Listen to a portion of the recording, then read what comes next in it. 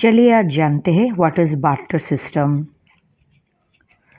जब हमारे पास पैसा नहीं होता था और पैसा नाम का कोई चीज़ होता ही नहीं था, तब लोग कैसे चीज़ें आपस में लेके अपना ज़िंदगी गुजार कर रहे थे, उसके बारे में हम जानेंगे। चलिए जानते हैं क्या है barter system. People exchanged goods or services for other goods or services. Then this system is called as barter system. चलिए जानते हैं डिटेल्स में बार्टर सिस्टम क्या है। Barter system means A way of exchanging goods and services without using money.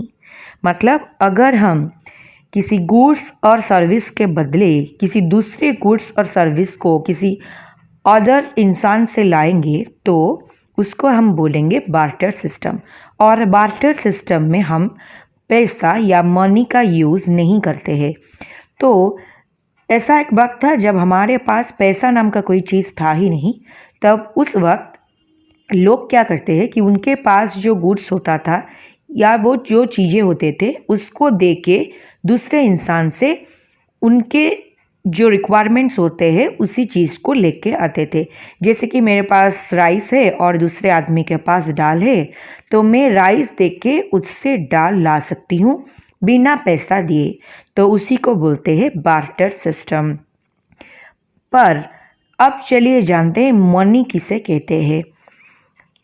The common tool that everybody accepts and uses in order to make or receive payments in exchange for the goods or services is called as money.